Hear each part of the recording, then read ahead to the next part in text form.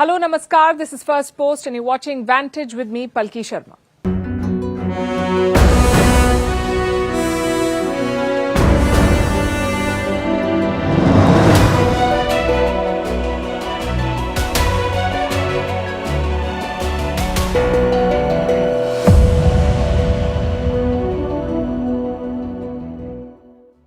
Tonight, we are coming to you from the Rising Bharat Summit in New Delhi. Network 18 is bringing together the top voices in politics, sports and entertainment. We're discussing the biggest issues of our times, from wars to climate change to artificial intelligence.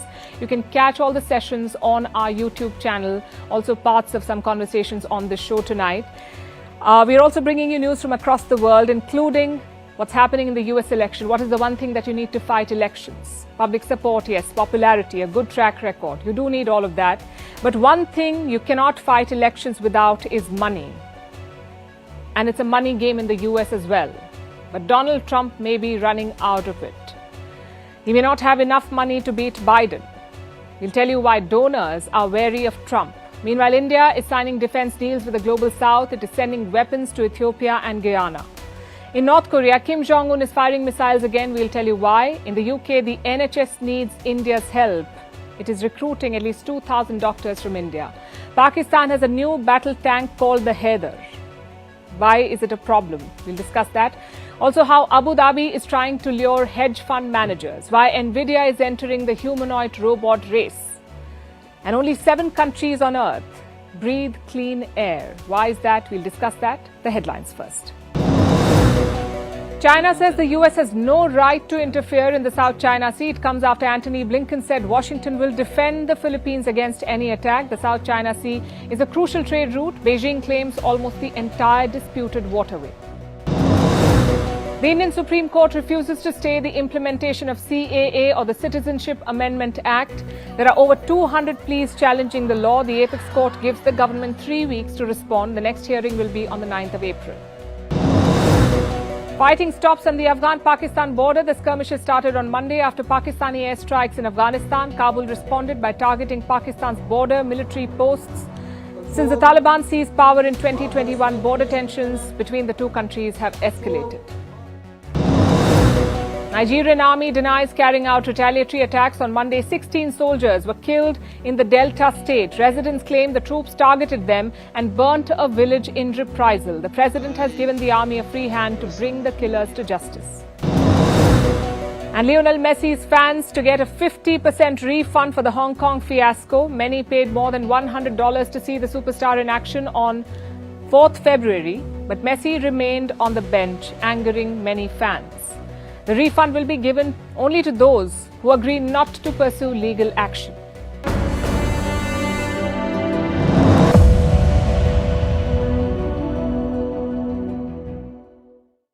How do you win elections? The obvious answer is public support, by getting more votes than your rival.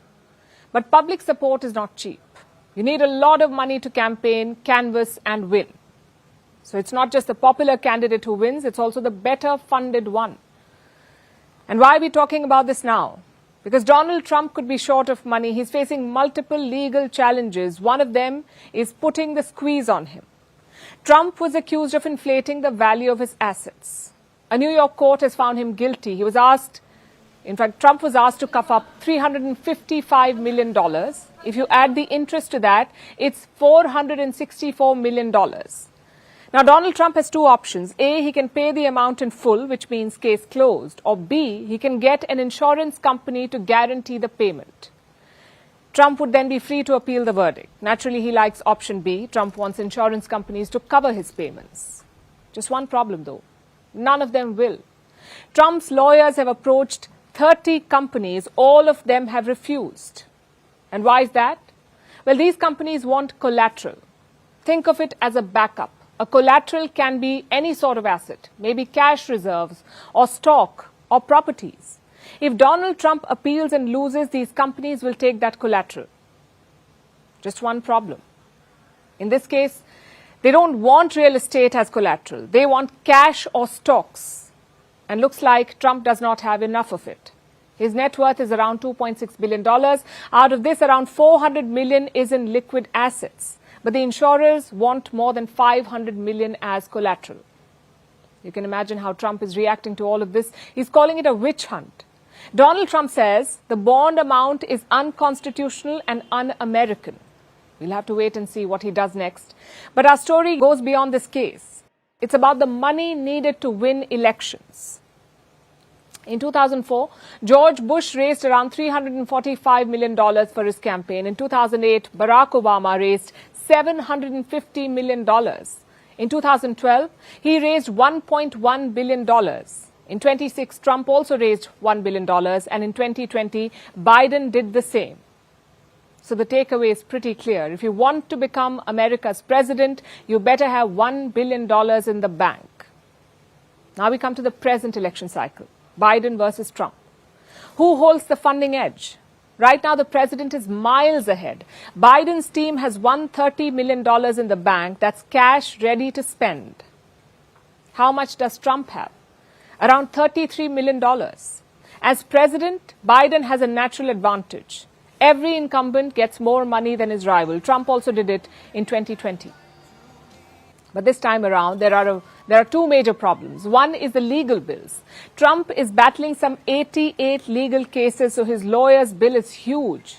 He spent $50 million on it last year. The second problem is small donors. These are people who give less than $200. Such small donors are abandoning Donald Trump. In 2019, they gave him $72 million. That's $72 million in 1 year. But in 2023, that number fell by 62%. And that's bad news for him, of course, because Trump is a disruptive candidate.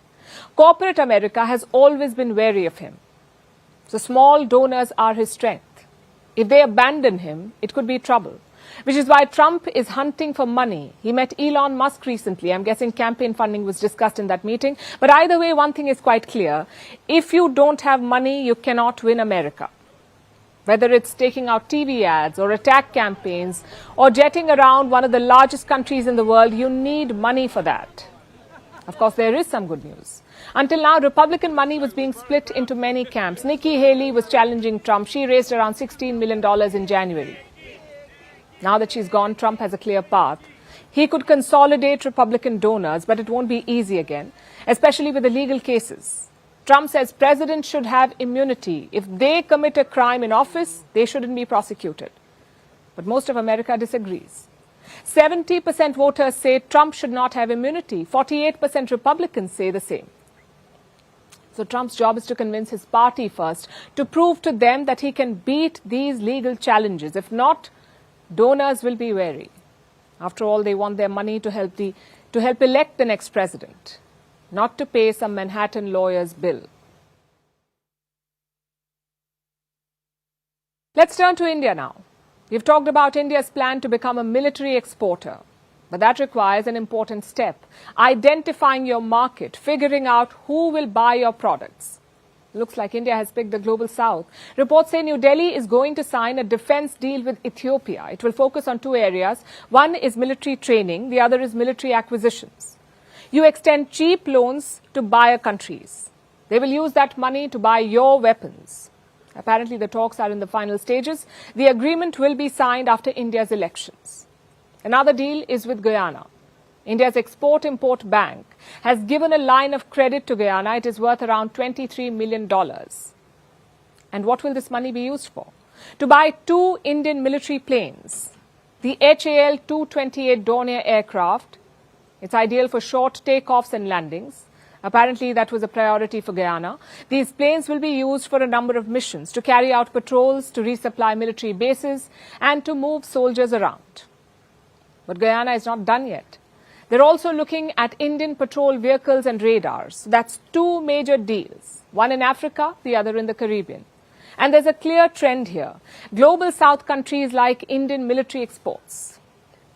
I'll give you more examples. The Philippines has bought India's BrahMos missiles. It's a $375 million deal, and the deliveries are set to begin. Around 12 other countries are also interested. All of them are from the global south. Same with the Tejas fighter jet. India is also in talks with 6 nations about this. The list includes Nigeria, the Philippines, Argentina, and Egypt. Again, global south. And the numbers support India's mission. Look at the value of defense exports in 2017-18, around 4,600 crore rupees. Now it's almost 15,000 crores. That's a rise of 226%. And the government's target is much bigger, to reach 50,000 crore in exports by 2028-29, basically to become a top defense supplier. The Global South can help India reach there, which again raises two questions. One, why do these countries prefer India? And two, how does it help New Delhi? For starters, India is part of the same club. It is a Global South country itself, plus there is no colonial stigma, no fears of buying strategic assets from your former colonizers. That's always an advantage. But the biggest draw is the price. Western jets and missiles are very expensive. Indian ones are more affordable, yet lethal. And the reason is quite simple. India faces the same pressures as these buyers. It has to spend a lot on social welfare. At the same time, it cannot ignore defense spending, which is very different from the West. There, the idea is to throw money at a military problem. Just consider America's F-35 jet. A few hundred of those planes will cost $1.7 trillion. That's purchase plus operate plus sustain. $1.7 trillion. It's unthinkable for the Global South. Now we come to the second question. What's in it for India? The obvious gain is the money. More defense exports equals more revenue. More revenue equals more investments and jobs. So India can build a robust defense industry. But equally important is building strategic ties. When you sell weapons, you become partners. Just look at India and Russia. The root of that relationship is weapons. So New Delhi must try and replicate that with the Global South. These countries already look up to India. A defense partnership will lock things up. Will it be easy? Of course not. China has a head start in this industry, especially in Africa. They've signed 27 loan deals with 8 nations. Put together, it's worth $3.5 billion, and all these deals cover defense. So it's going to be a massive challenge. And the West won't give up its foothold easily. China won't let India take the lead. So New Delhi should be ready for a tough fight here. Now let's turn our attention to the Korean Peninsula. US Secretary of State Antony Blinken is in Seoul. He is there to participate in a summit for democracy. Now, this is the third such summit. The first was held in 2021. These summits are US President Joe Biden's pet project. He had promised to establish them during his presidential campaign in 2020. The first 2 summits were held online. This is the third summit, and South Korea is going out of its way to ensure that it's a success. Fervent media coverage, grand speeches, especially about the dangers of technology. As authoritarian and repressive regimes deploy technologies to undermine democracy and human rights, we need to ensure that technology sustains and supports democratic values and norms. Blinken says the US will roll out guidelines for tech companies to help them curb attacks on human rights defenders. Today, we're releasing first-of-its-kind guidance to give technology companies the tools to help prevent, mitigate, and seek justice for attacks on human rights defenders online. We're protecting access to a free and open internet. But amid these speeches and the fanfare in Seoul, another spectacle is taking place on the Korean Peninsula, courtesy Kim Jong-un. North Korean state media has released this footage. It shows a leather jacket-wearing Kim directing a missile test. They're calling them super large rocket launcher drills, and Kim seems to be calling the shots here. The footage shows 6 missiles being fired simultaneously, like a lethal choreographed fireworks display. Photographs show an overjoyed Kim Jong-un pointing excitedly at where the missiles landed. He's clearly enjoying this. And North Korea often does this. They keep launching rockets to irk the South. They launched some missiles over the weekend as well. What better time than when Blinken is in town, right? It's an insult to both the South and its biggest ally, the US. Clearly, Kim enjoys riling up his opponents. And not just with missile tests, in other ways too. The Summit for Democracy is for criticizing authoritarians. So what does Kim do? He releases a video of himself driving around in a Russian limousine, a gift from Russian President Vladimir Putin. The North Korean leader's sister, Kim Yo-jong, said that this was a statement. She said it was clear proof that the Russia-North Korea friendship was reaching new heights. Not exactly the news the Democracy Summit attendees want to hear. South Korea is bristling at Kim's antics. We welcome dialogue with North Korea, but our government maintains a firm policy of holding North Korea accountable if it makes a wrong decision. Another Western ally in the region is also fuming, and that's Japan. Prime Minister Fumio Kishida was clearly annoyed because the weekend missiles landed close to Japan's waters. We will do our utmost to collect and analyze information as well as monitor the situation and work closely with the United States and South Korea. So the Triple Alliance is planning to crack down on North Korea. But after a point, they have to realize that they're not making any real difference. The allies keep engaging in military drills, regular shows of force, and Kim just responds by launching more missiles. It's a waste of taxpayer money, really. And pointless, because Kim is not going to back down. They should either find an effective way to subdue him or stop with the fist shaking, because their current approach is clearly not working, and no amount of democracy summits can cover up that failure. Now to the UK, where the NHS is in a critical condition and looking at India to rescue it. The NHS wants Indian doctors, at least 2,000 of them, to keep the health system from collapsing. A quick primer first. NHS stands for National Health Service. It's a publicly funded healthcare system. It caters to all UK citizens. The NHS was established in 1948. It was a major social reform after the Second World War. And this service offers cradle-to-grave coverage. You can have a baby, you can go visit a doctor, you can get an operation done, all for no cost. Of course, it's not truly free. It's funded by the taxpayers' money, so you do pay up. For decades, the NHS was a crown jewel for the UK. But now it's broken.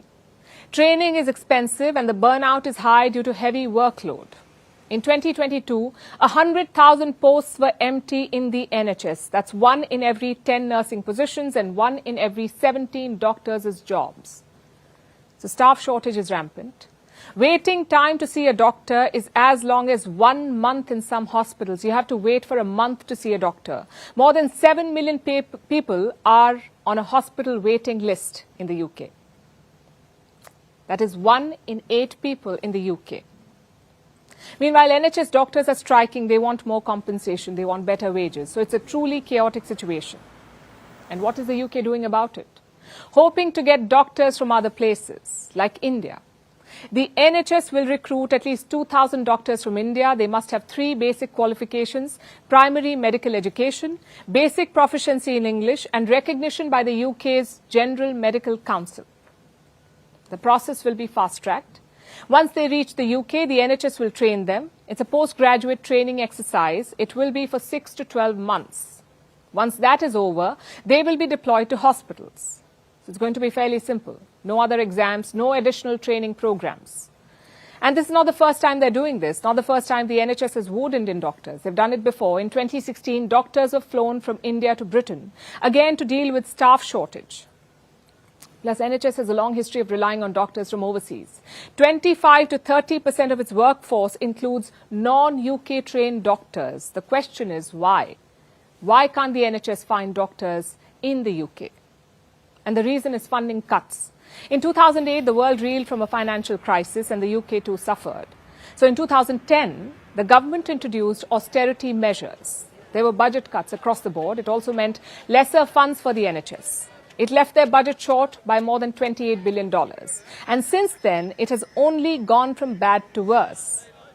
There's soaring inflation, high energy costs, Brexit complicating matters, and an aging population that does not help. So it's the perfect crisis. Salaries have not kept up with the growing inflation, which means doctors no longer join the NHS. They prefer greener pastures, like practicing overseas. A lot of them go to Australia and the UAE. Those who stay face grim prospects. They work longer hours and they're unable to take breaks, which explains the recent strikes. The NHS is now getting doctors from abroad. But that can only be a stopgap arrangement. It is not a permanent solution. Every year, the UK spends 10% of its GDP on health. Yet health inequality is rising. In 2022, the daily NHS running costs topped $236 billion. 40% of that went to staffing, and that includes wages. Yet doctors and nurses in the NHS have been working for the bare minimum. People have to wait for months for cancer treatment. Since 2020, over 200,000 people have not received life-saving surgery. So the NHS really needs a rejig. It pioneered the cradle-to-grave coverage, but can it really afford to provide everything for free? The policymakers in London will have to address this question sooner rather than later. So India is helping the UK save lives. Meanwhile, China is helping Pakistan look tough, sort of. Pakistan has a new main battle tank. They're calling it the Hedge. But that's an eyewash. The tank is actually a rebranded Chinese model, the VT-4. Pakistan wanted hundreds of these VT-4s, but surprise, surprise, China has sent them faulty equipment. So to save face, Pakistan began assembling them at home. I suppose it's better to screw it up yourself than have the Chinese do it for you. The self-assembled tanks are being called the Hedge, and now they have self-inflicted flaws. Our next report has the details. Pakistan's army held a grand ceremony recently. Their Chief of Army Staff, General Asim Munir, was the guest of honor. In attendance were some top officials from China, including the Chinese ambassador to Pakistan. There were also officials from the Chinese defense firm Norinco. All of them had gathered for the unveiling of a tank.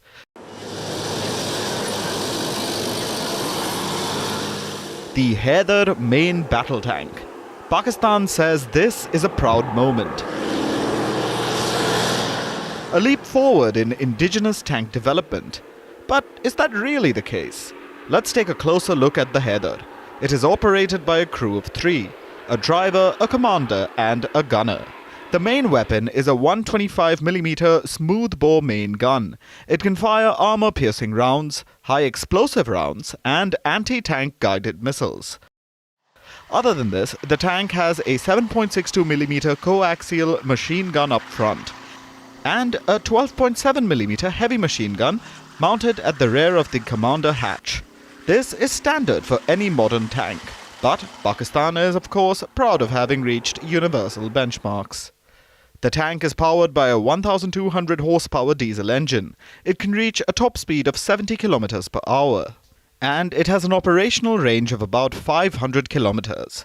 Now, all this seems fine at first glance. It shows a defense industry on the rise, working to become self-sufficient. But take a step back. This is Pakistan we're talking about. Of course there's something suspicious. You figure that out when you look a little deeper into the Hedge's history. First off, the tank was never meant to be indigenous. It was supposed to be an import. The Hedge is actually the Chinese VT-4 main battle tank. It's an export version of China's own tanks. Export here meaning inferior. China had signed a deal with Pakistan in 2017. They were going to provide Islamabad with about 300 VT-4s. But when the first few tanks arrived, flaws were uncovered. China had sent tanks with faulty armor. The dimensions of some tank parts were incorrect, and problems were discovered during field firing trials. So, what was Pakistan to do? They couldn't scrap the deal. They had sunk in a lot of money already, and that's a big deal for the cash-strapped nation. So, the army decided to hoodwink the public instead. Pakistan signed a licensing agreement with Norinco, the company that makes VT-4s. The tanks would be assembled in Pakistan instead, with most parts coming in from China, like the engine and other components, but some smaller components are modified in Pakistan. Not exactly a big win for local defense manufacturing. These tanks are now saddled with makeshift Pakistani parts, along with their inherent Chinese problems, like relatively weak armor compared to most modern main battle tanks. Talk about taking the worst of both worlds. Pakistan insists on painting this as a win, but the country's rivals shouldn't be overly worried. The Hedge looks like just another Pakistani gimmick.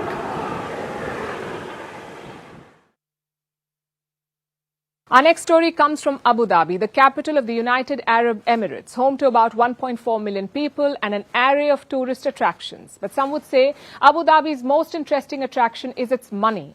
A sovereign wealth fund worth $1.5 trillion, one of the biggest in the world.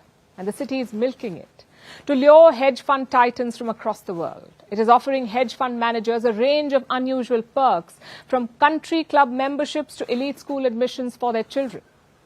Is this Abu Dhabi's bid to become a financial hub, and will it work? Here's a report. The richest emirate in the Gulf is counting on getting richer. We're talking about Abu Dhabi, the capital of the United Arab Emirates. It's rolling out the red carpet for hedge fund titans. Officials are formalizing a program for hedge fund managers. Think of it as a package of perks tailored to lure in the big money makers. And the incentives range widely, from lifestyle support and visas to admissions in elite schools and even memberships at country clubs. So anything goes, as long as the finance professionals move to Abu Dhabi. And chances are that's exactly what would happen. The perks will ensure a smooth onboarding. But more than that, Abu Dhabi itself is a big draw. Rather, the city's sovereign wealth capital is. It's valued at $1.5 trillion. It's one of the biggest sovereign capital funds in the world, enough to catch the attention of any big hedge fund manager. On top of this, Abu Dhabi saw a quick post-COVID economic rebound. It offers a relative ease of doing business, a neutral political stance, a relatively low rate of crime, and a time zone that allows workers to trade across European, American, and Asian hours. On top of this, Abu Dhabi is part of a country that loves the rich. In today's climate, few countries welcome the wealthy. In most nations, billionaires often come under scrutiny. But the UAE does not vilify capitalism. That, combined with other factors, makes its capital a giant appeal for the rich. And the city hopes it remains that way. Actually, Abu Dhabi is betting on it. But why? Why is the city offering unlikely perks to finance professionals? In simple terms, to get even richer. Abu Dhabi has set its sights on an ambitious goal. It hopes to become one of the world's biggest financial centers and draw professionals from the likes of New York, London, Hong Kong, and Singapore. The question is, will the plan work? If we are to believe the signs, it could. Let's take a look at the Abu Dhabi Global Market, or ADGM. This is Abu Dhabi's financial center. As of last year, it had 1,825 operational entities. That's a 32% growth from 2022. It had 102 asset managers as well, managing 141 funds. Today, ADGM is the fastest growing financial center in the region. Plus, top global financial firms are opening offices in Abu Dhabi, the likes of Goldman Sachs, Rothschild & Co. and Morgan Stanley. So things are going well for the city. But there is one hurdle: competition. Abu Dhabi is competing with two financial hubs in the neighborhood: Dubai, which is a short car ride away, and Riyadh, which can be easily accessed via short flights. And these two competitors have been in the game for longer. For instance, these three big names may have set up base in Abu Dhabi, but they've been in Dubai for years, where their finance professionals are most likely paying their own club fees from the big money that they've been generating for years. So before Abu Dhabi tries to overtake financial mammoths like New York and London, its first big challenge lies in its own neighborhood. Only time will tell if this city of islands can be a financial island unto itself. Our next story is from West Africa. It's about America's failed policy in Niger. Niger is a country of about 25 million people. It is located in West Africa in the so-called coup belt. Niger experienced a coup last July. The military ousted and imprisoned President Mohamed Bazoum. A junta has ruled the country since. They say they took over for two reasons. One, to better fight a terrorist insurgency in the region, and two, to remove French troops from their country. You see, France was Niger's former colonial overlord. It was very unpopular in the country, so when the junta took power, the French were forced to leave. But France was not the only foreign power in the country. There was also an EU and American force based in Niger. They were there to fight terrorists as well. When the junta took over, the Europeans packed up, but the Americans stayed. They moved out of Niger's capital, Niamey, but about 1,000 American troops are stationed at a base near the city of Agadez. It's called Air Base 201.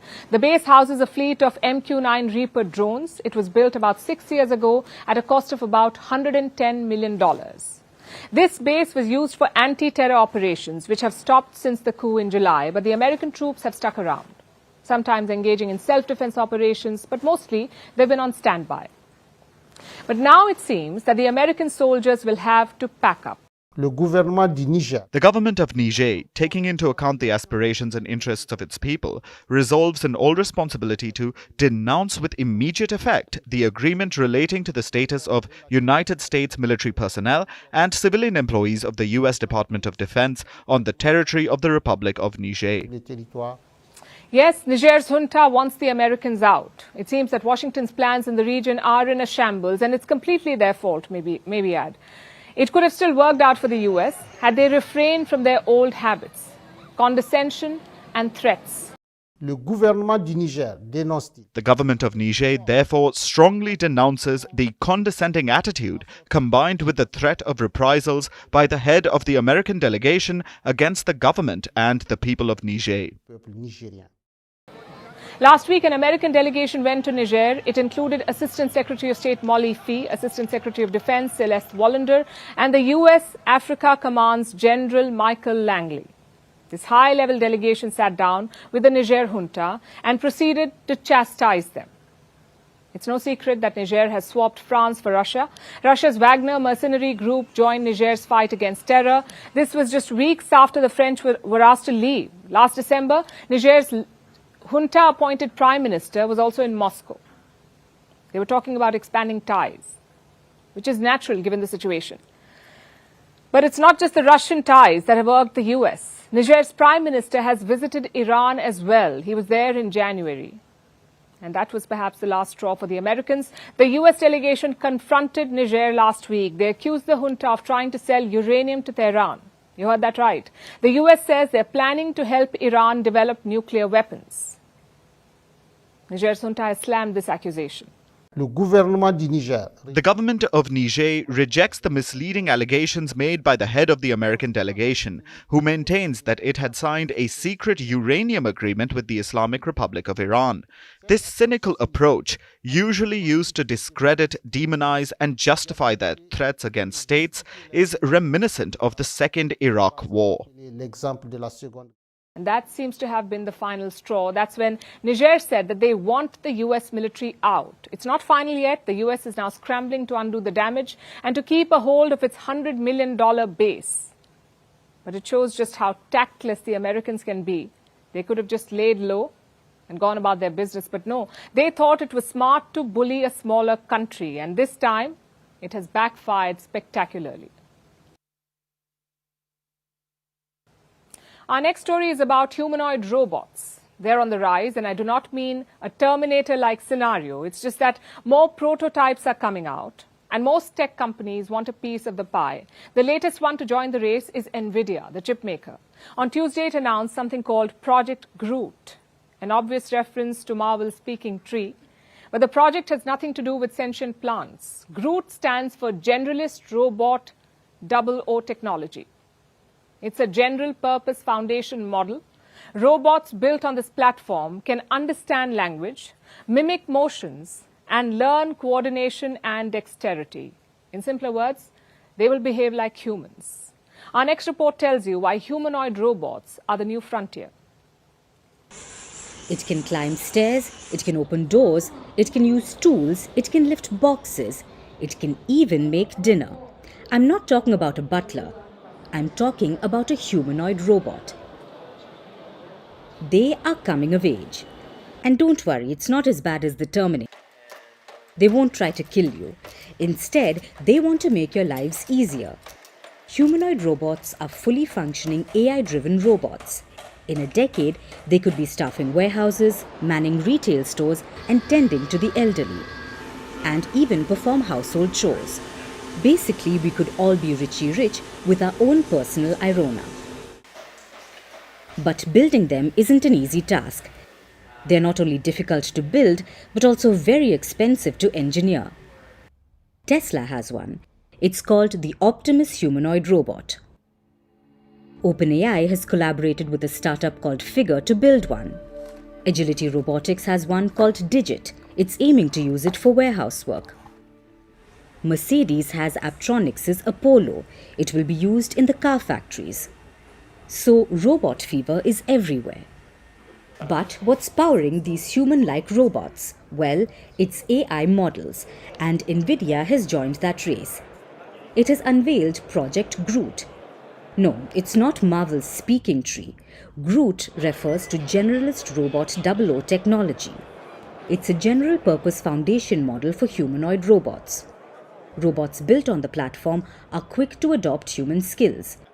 They can learn languages, mimic movements, learn coordination and dexterity, and even interact in the real world. Nvidia is already working with most humanoid robot companies.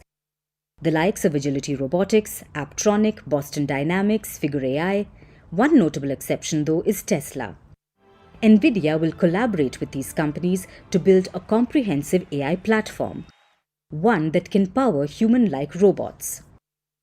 Humanoid robots are the new frontier of technology, but it's a highly contentious topic.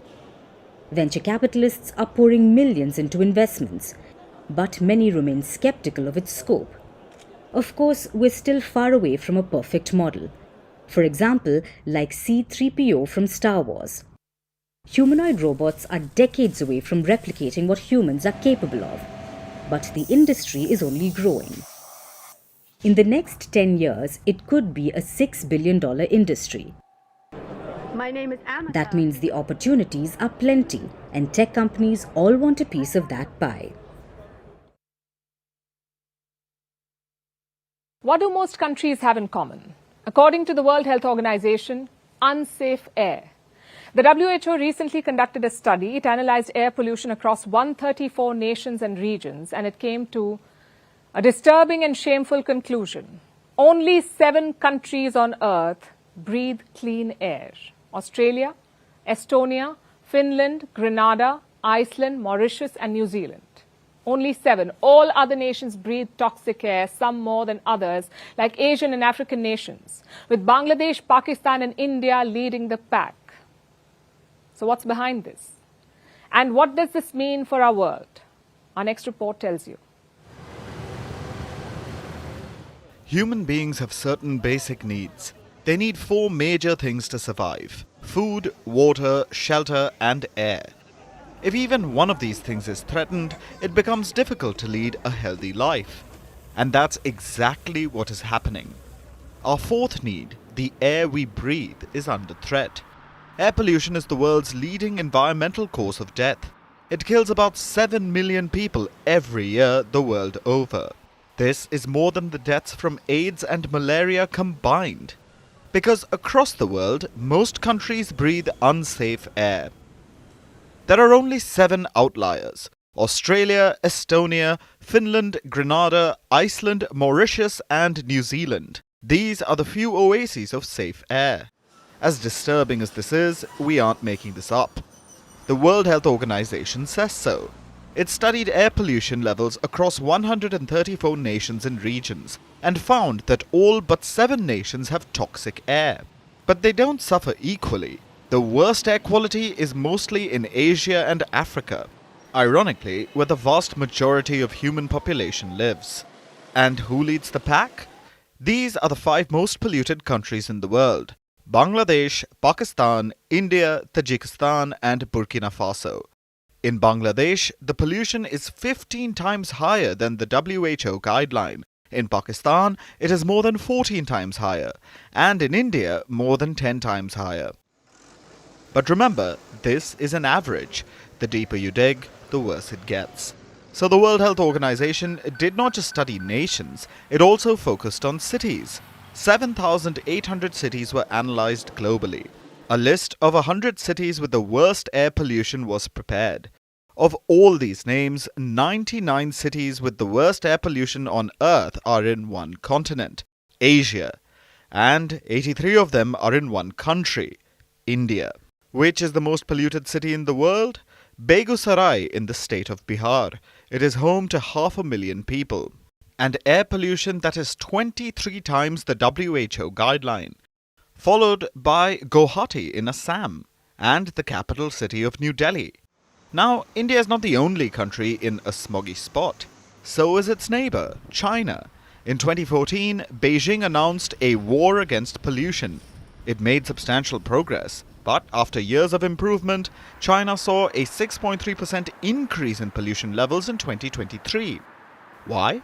Because China saw an uptick in economic reopening last year post-COVID. At least that's the reason China cited. What about other countries? What's behind their soaring air pollution levels? In Asia and Africa, vehicle traffic, crop and wood burning are some of the big reasons. In North America, it's wildfires. But there's one major reason which can be blamed the world over: fossil fuel emissions. This is the biggest contributor to air pollution. It causes 1 in 5 deaths worldwide. Yet, despite all the research and roundtables, a solution to air pollution has not found its seat at the table. So, billions of people have no choice but to breathe toxic air daily.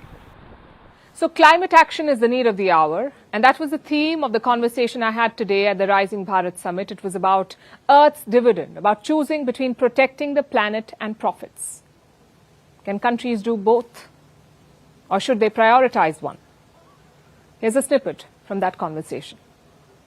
Amina, Gharib Fakim, your thoughts on what India is doing, and countries like India, even China, have developmental requirements. Same with Mauritius. You're as the president, I'm sure you've seen this firsthand, the challenges that climate change poses to you and your people.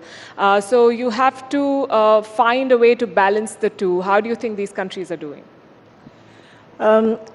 First of all, I just pick up to what Eric has just said. The approach that the global south and India, Asia, of course, and China, I think the approach is that we are very much part of the ecosystem and that we need to start respecting nature, and the solutions will be, of course, in nature. But you mentioned something about the challenges of climate and how India and in most Asian countries, even China, are tackling.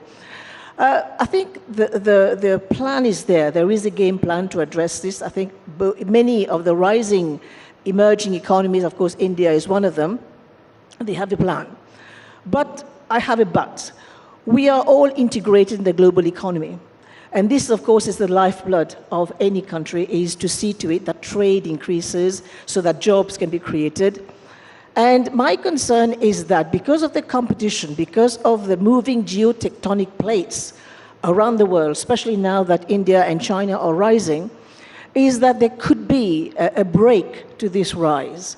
And the break will come because when we start tying down trade to the climate.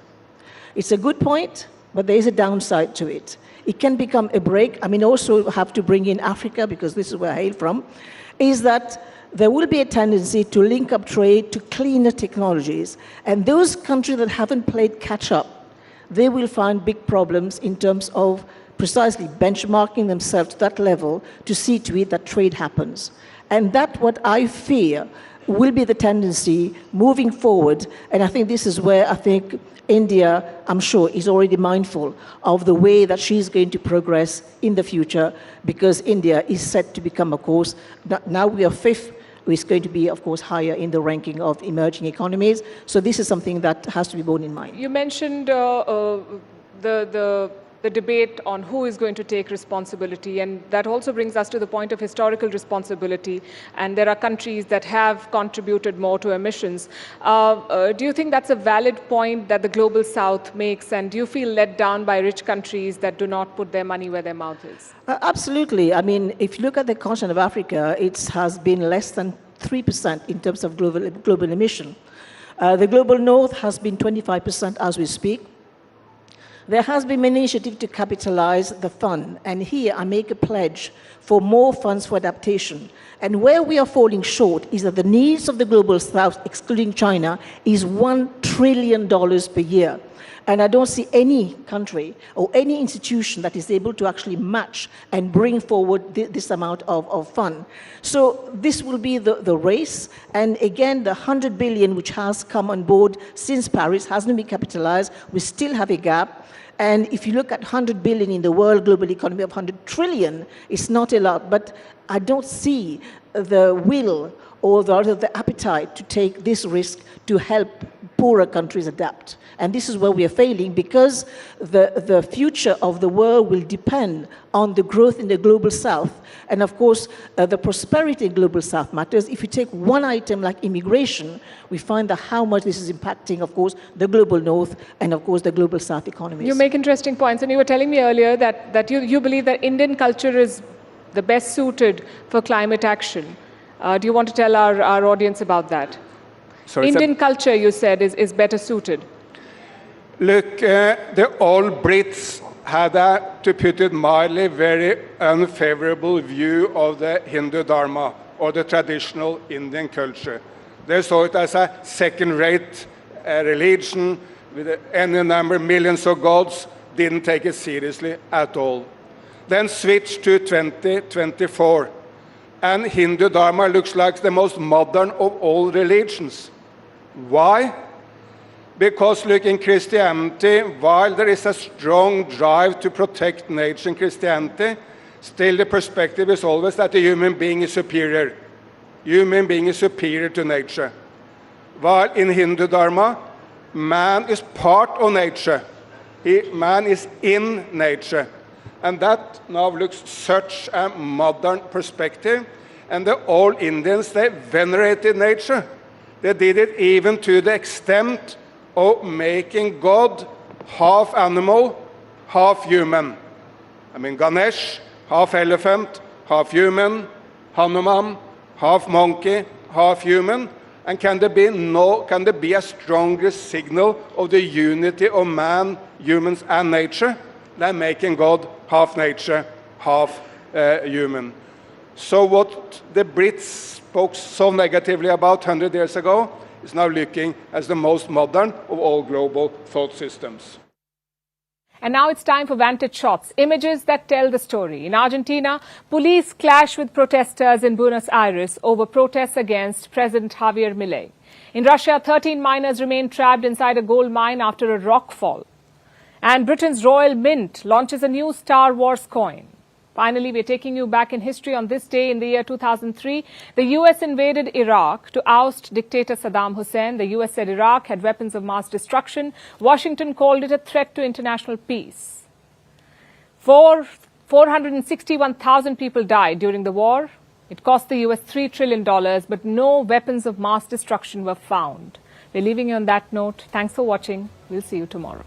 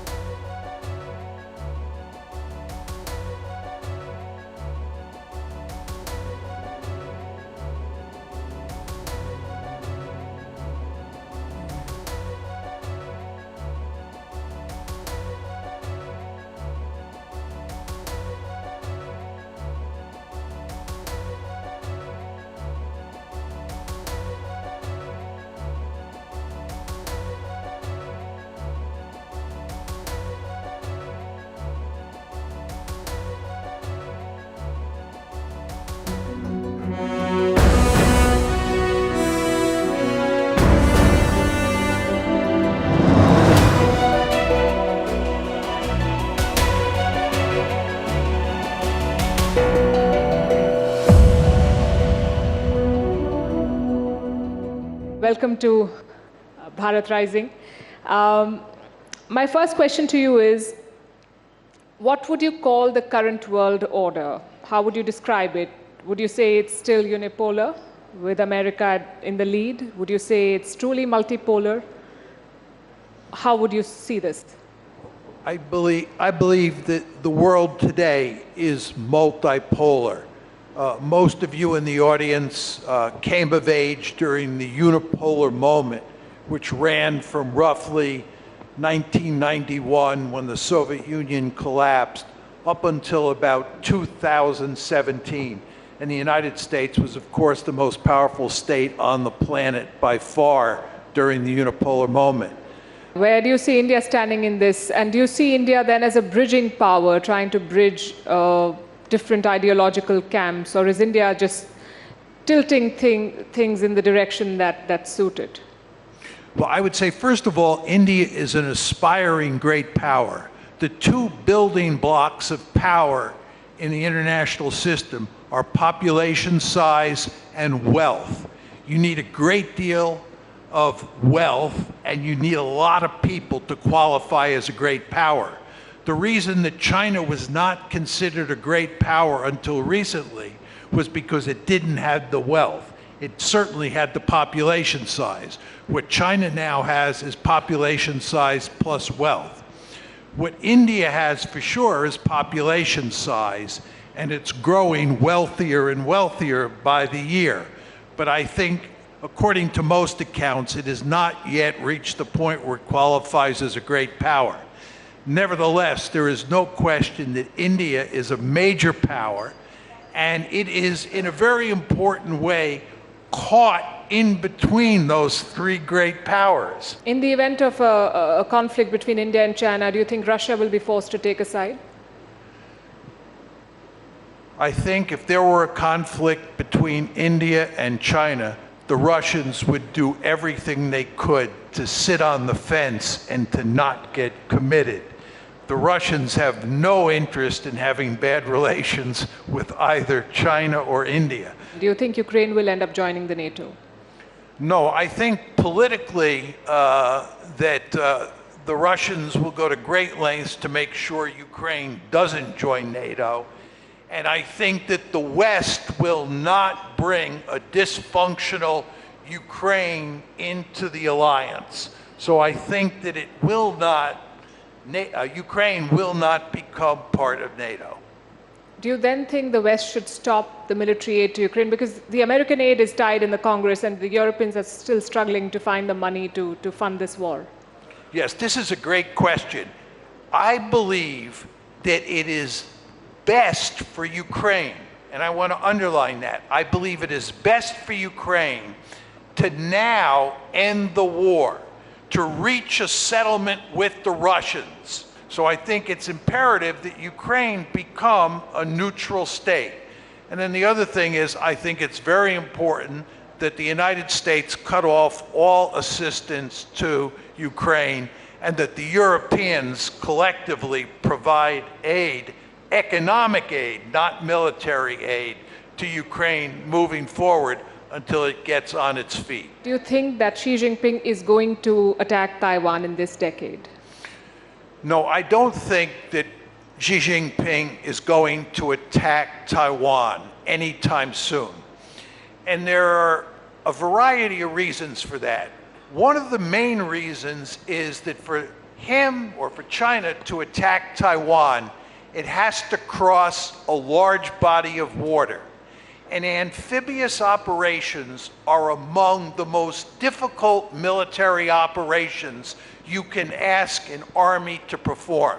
It is very difficult to cross a body of water as large as the Taiwan Strait.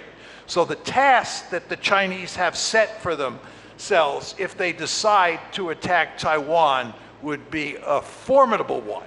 The second point is, China has not fought a war since 1979. Just think about that. The United States of America is fighting wars all the time. There's always the possibility of conflict breaking out. If that happens, my question is, What role do you see India playing there? Because India controls the entry to the Malacca Strait. India has an agreement with the US to allow the aircraft to refuel at Indian bases. Do you think India will have a role, and will it support America militarily in a Taiwan conflict? I think that India in that event would provide indirect support for the United States. I don't think that India would get involved in the fighting. I think if conflict broke out at a low level, the Americans would pretty much handle it by themselves, maybe with the Philippines by their side in the fight. You've said in the past that the US foolishly fed the economic rise of China. The US is now working very closely with India. Do you foresee a potential rivalry with India in the future?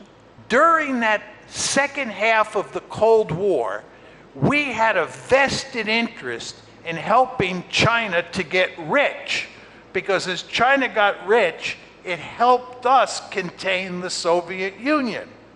When the Cold War ended and the Soviet Union went away, my argument is we no longer have a vested interest in helping China to get rich. Now, let's go to the India question. At this point in time, the United States has a deep-seated interest in seeing India grow wealthier and militarily more powerful, because India can help the United States contain China. India is a member of the Quad. If China develops a powerful naval projection capability into the Gulf area, India will play a key role in helping the United States deal with that scenario. So we have a vested interest in helping India grow. If, however, China at some point in the future goes the way of the Soviet Union, China breaks up, it's much weaker tomorrow than it is today, and India continues to grow more and more powerful, you can rest assured the United States will put its gun sights on India. You see the Gaza war ending. We know that you've criticized Israel's actions very strongly, which is also a contrast with how you see Palestine versus Ukraine. But how do you see the end to this conflict? I think the Gaza war, from Israel's point of view, is a disaster. There is virtually no chance that Israel is going to defeat Hamas. So they are going to have significant resistance from Hamas. They're stuck in Gaza, and world opinion, and this includes countries like India, which favor the two-state solution, and the United States, which favors the two-state solution, are going to put enormous pressure on Israel over time to move to a two-state solution, which Israel doesn't want to do. All of this is to say, Israel is in real trouble.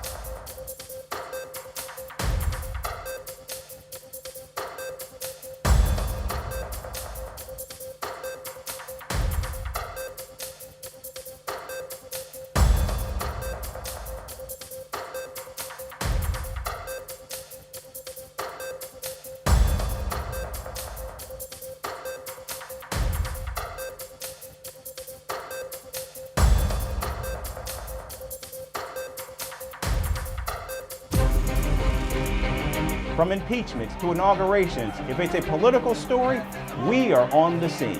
The race for the White House is heating up. We're beating Biden. How dare he say that? If it's breaking news, we're live with the latest coverage. From the White House, the State Department, and Capitol Hill, we know the issues, but above all, we know the players to bring you the latest in-depth analysis on all the key stories that we're covering. I'm Eric Ham. Join me from Washington here on Firstpost America.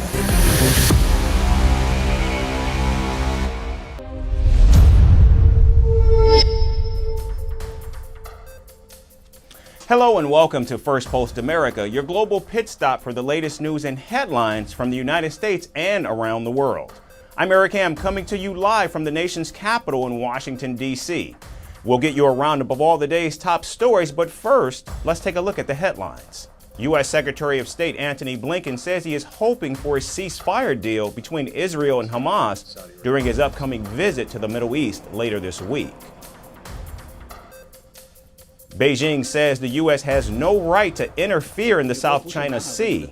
This after Washington said it stood by its comments to defend the Philippines amid a dispute with China.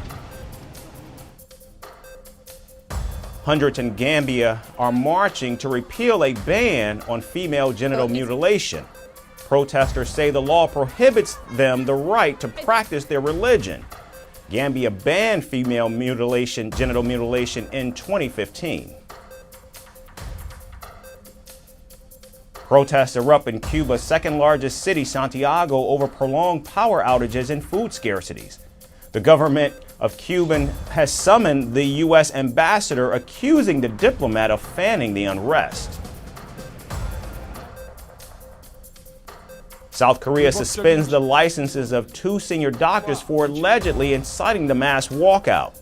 More than 90% of the country's doctors are protesting over the government's plan to increase seats in medical schools.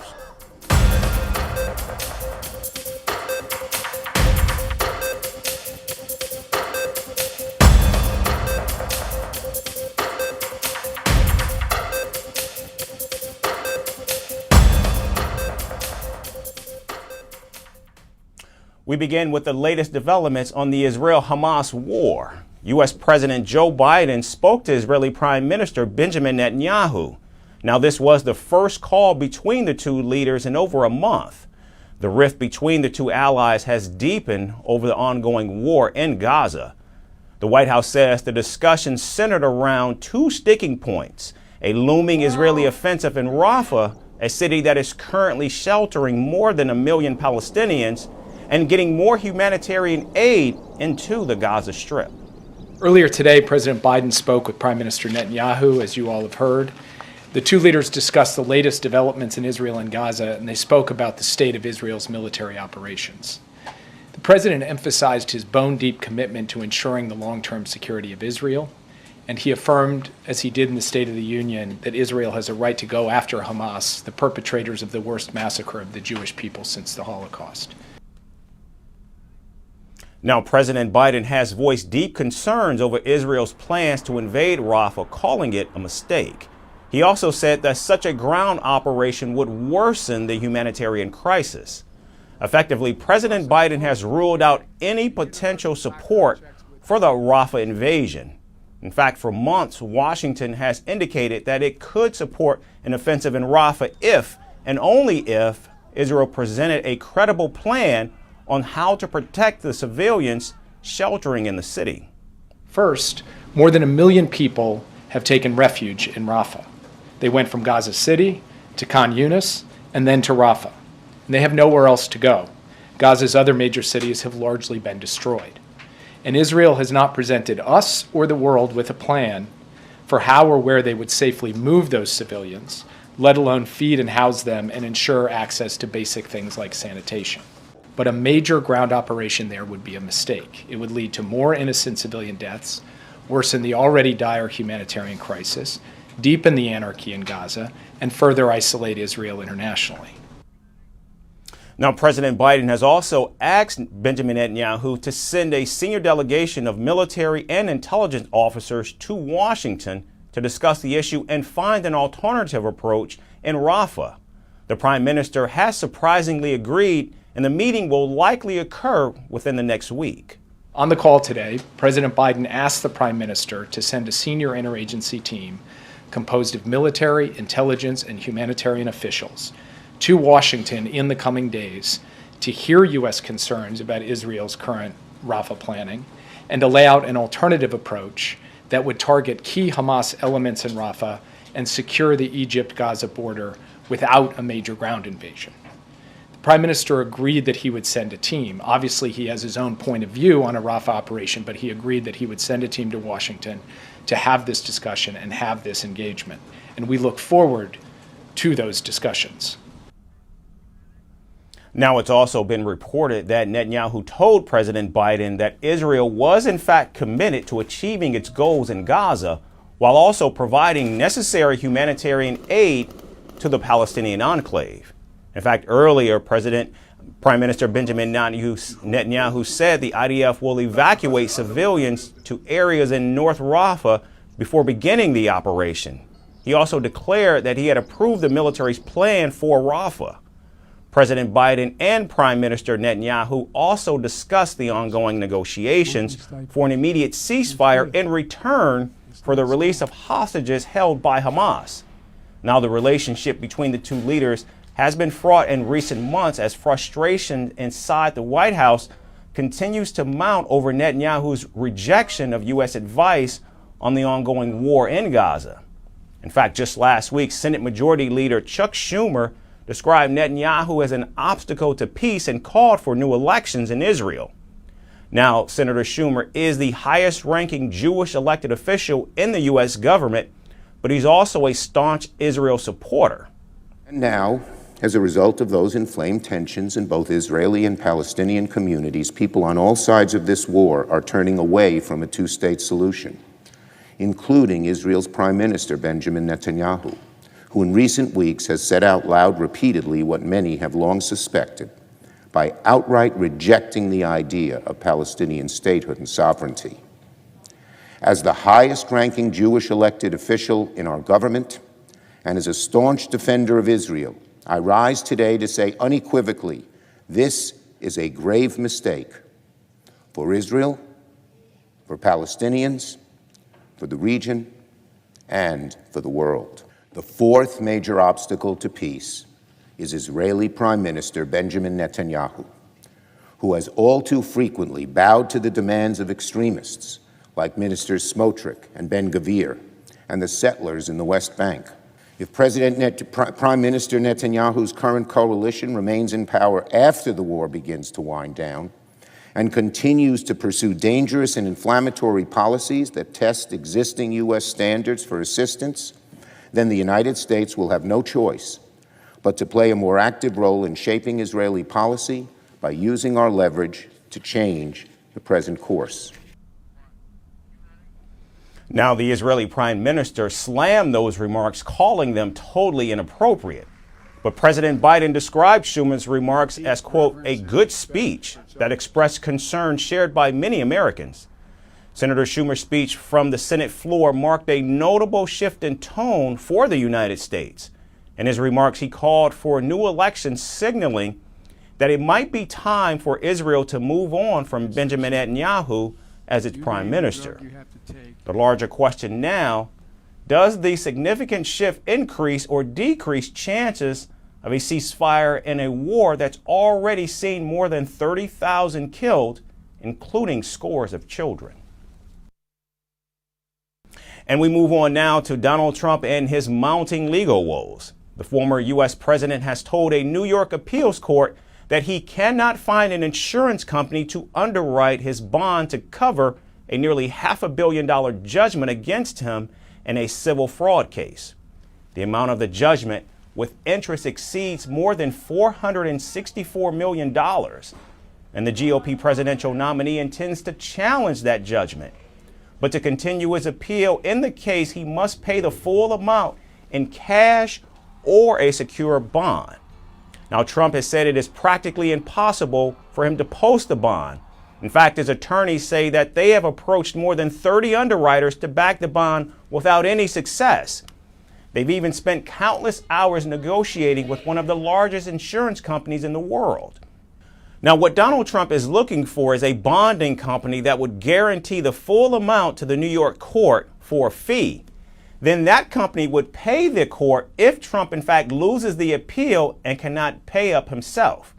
Now, the former U.S. president is facing a Monday deadline, and the interest on the judgment is accruing by at least $112,000 per day until he actually pays. Now, if he fails to pay, Trump could see some of his real estate assets being liquidated. Now, Trump has asked the appeals court to pause the judgment or accept a bond of $100 million, which the court has outright rejected. In fact, earlier, Trump has already paid an $83 million judgment to E. Jean Carroll in that defamation case. He's already posted a bond, but just yesterday, Donald Trump faced another legal setback in one of the 4 criminal cases that he's facing. A New York judge denied Trump's bid to block 2 key witnesses from testifying in the hush money case. So will Donald Trump get some respite from his legal troubles, or are they only going to mount as the race for the White House heats up? As we've come to learn, with Donald Trump, it is never, ever that simple. And now moving to Africa, an incident of gun violence has shocked Nigeria. At least 16 soldiers, including 4 high-ranking officers from the Nigerian Army, were killed. The troops were responding to a distress call when clashes broke out between 2 local communities. The fighting erupted in Nigeria's oil-rich southern province, Delta. The Nigerian Army claims the incident took place in an area called Ugali. Now the Nigerian Army routinely performs peacekeeping duties in Delta. That's because local communities have long held disputes over land and fishing rights. Now, residents in Delta have accused the Army of targeting civilians, a claim that the military has in fact denied. President Bola Tinubu says the killing of the troops was an all-out assault on Nigeria, and the president has ordered a military operation to apprehend the perpetrators. Now the Nigerian Army has confirmed that several arrests have already been made. In fact, Nigerian Special Forces have also recovered some of the weapons that were looted from the slain soldiers. As the Army carries on with its operation in the south, another incident of mass abduction was reported from central Nigeria. Armed gunmen kidnapped more than 100 people in the state of Kaduna. The kidnappers went door to door as they raided homes in the Kajuru area. Now, this is the second instance of mass abduction in the Kaduna state in the span of just 10 days. In fact, last week, 287 children were kidnapped from a government-run school. Local residents say they have lost faith in President Tinubu's government. In fact, they are now taking matters into their own hands by reaching out to the kidnappers themselves and paying the demanded ransom. Uncle begged them and they reduced it to 4 million naira and then further reduced it to 3 million. They had to sell my properties. I had 4 engines, but they sold 3 and used the money for my ransom. I was in the kidnappers' camp for 2 months before I was released. We had to take the ransom to Binimgari Forest. We took the ransom, and at the process, we were kidnapped also, the 2 of us. And after a week, they released us after we also paid ransom. The rise in kidnappings have drastically impacted the lives of civilians. In fact, hundreds of students are now dropping out of school as they fear for their lives. In any area where these abductions take place, parents withdraw their children from school, and especially it affects the girls more than the boys. Many girls have been withdrawn and married off at a very, very small age, and as a result, they are completely missing out on education. Nigeria is, in fact, witnessing a security crisis like it's never seen before. Its military on the defensive in the south as mass abductions continue in the northern and central regions. President Tinubu is facing an uphill battle against rising violence in his country. Meanwhile, the ongoing economic crisis is showing no signs of dissipating. Africa's largest nation is in a downward spiral, and right now, there's no end in sight. Watch this space for more updates. The U.S. and Japan are speaking out against the nuclearization of space. They've proposed a resolution at the UN Security Council urging nations to adhere to the Outer Space Treaty, which bars sending nukes into orbit. Now, this comes after Russian President Vladimir Putin announced that he wanted to build a nuclear-powered space station on the moon. Washington believes Moscow will use that to deploy nuclear weapons in space. Now, Russia is in fact party to the Outer Space Treaty, but the question is, will President Putin adhere to the rules? Our next report has the details.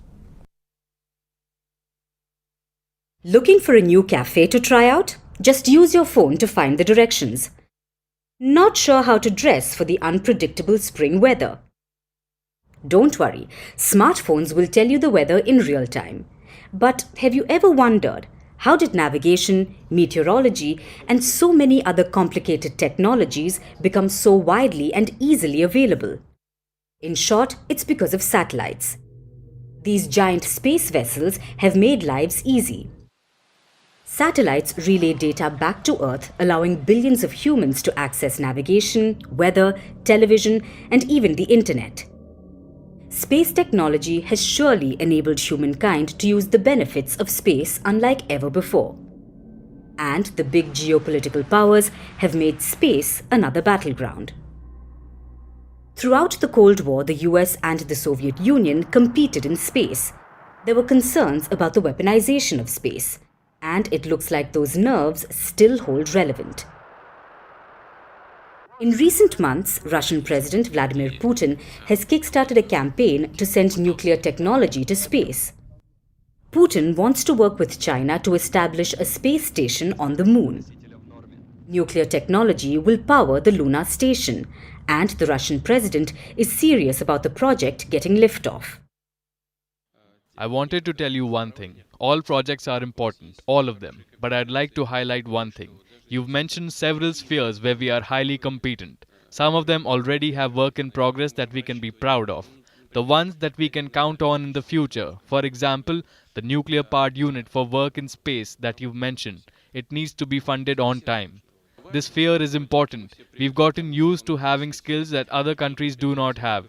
But this sphere needs to get special attention from us. For it firstly to develop and secondly to be used in the future in order to fill the tasks that require this technology. Now, nuclear technology in space, whether for military purposes or civilian, is a cause of concern, because any potential disaster would disrupt thousands of other satellites and send them shooting towards Earth. And that would be catastrophic. Nations are pushing back on Putin's nuclearization of space. First is America, the only country to have dropped nuclear bombs.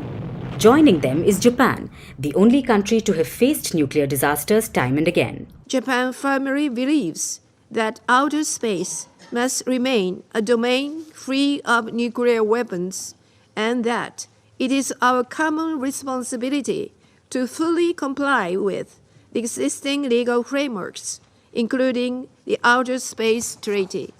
And supporting Japan is the United Nations. Japan knows better than any country on Earth the brutal cost of nuclear carnage. But almost 8 decades after the incineration of Hiroshima and Nagasaki, nuclear weapons still represent a clear and present danger to global peace and security. Meanwhile, the United States has urged Russia to reconsider sending nukes to space. The issue of outer space and the treaty governing it. Let me be clear.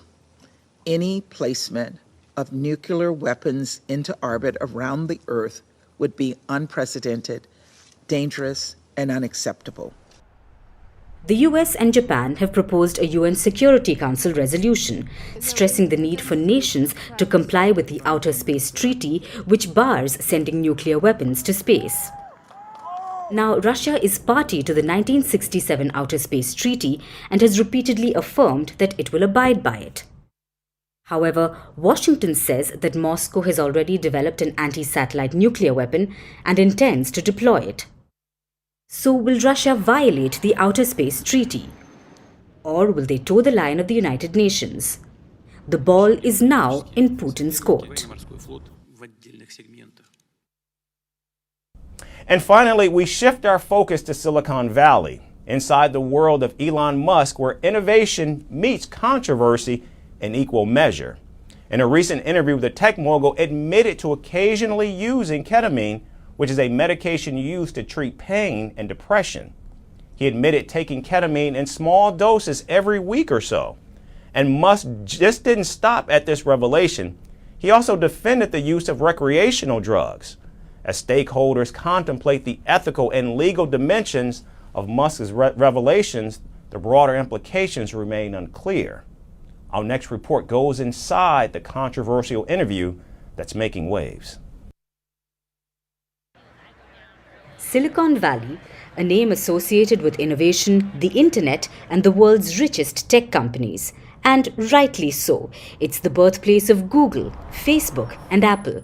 But this tech heartland is also associated with drugs. It's said that Silicon Valley's fascination with drugs dates back to its birth. There have been early experiments with psychedelics. And now, drugs are a routine part of doing business. Many from the industry argue that these drugs are used as a tool to ideate, expand creative thinking, and break tech barriers. And joining this bandwagon is none other than Tesla CEO Elon Musk. Controversy's favorite child, Musk, is making headlines once again. In a recent interview, Musk seems to be promoting and justifying the use of ketamine, a substance that's more commonly associated with club scenes than boardrooms. Ketamine is a medication which is typically used in the treatment of pain and depression. Musk argues that his dalliance with ketamine is actually beneficial for Tesla. According to him, the drug helps him manage moments of negative chemical state that can sometimes creep in even without any external triggers or negative news. And during these times, he says this drug helps him get out of that zone. Musk was also quick to address concerns about its potential abuse. In the same interview, he claimed to indulge in a small amount of ketamine only once a week or so. He says he puts in a staggering 16 hours of work every day and simply can't afford to be wasted. This isn't the first time that Musk has been associated with drugs. In 2018, Elon Musk famously smoked marijuana during an episode of the Joe Rogan podcast. Then, in January this year, he was accused of using illegal drugs. According to reports, some people, including directors on the Tesla board, allegedly partake with Musk. Reports suggest that Musk's experimentation extends beyond ketamine, and the list includes LSD, cocaine, ecstasy, and psychedelic mushrooms. The usage of these drugs reportedly constantly worries his executives and board members. In 2019, one Tesla director grew so frustrated with Musk's erratic behavior that she didn't stand for re-election in the board. As with any headline involving a billionaire and drugs, there are bound to be questions and consequences.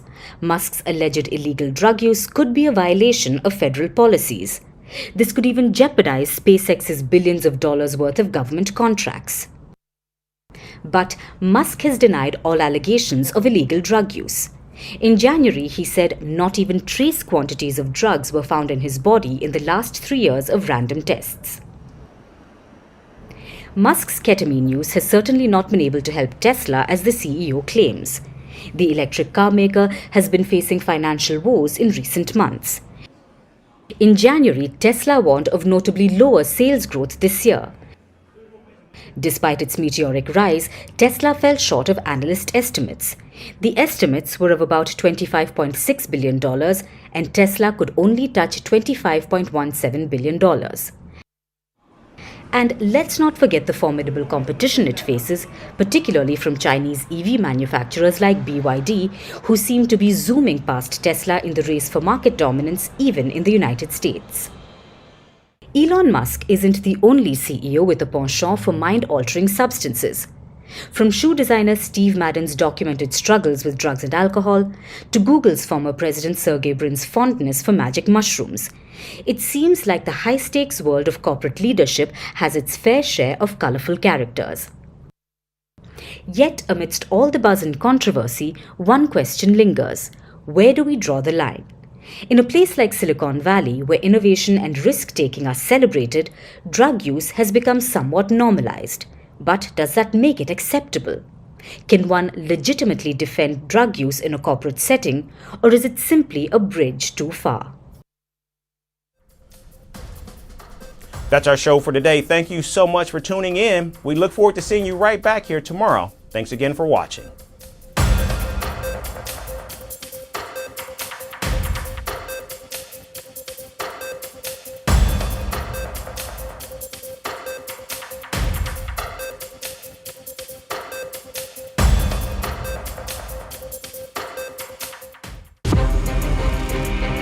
From impeachments to inaugurations, if it's a political story, we are on the scene.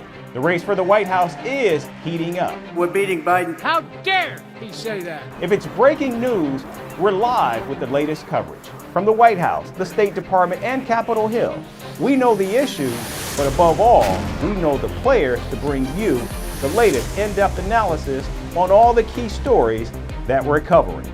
I'm Eric Ham. Join me from Washington here on Firstpost America.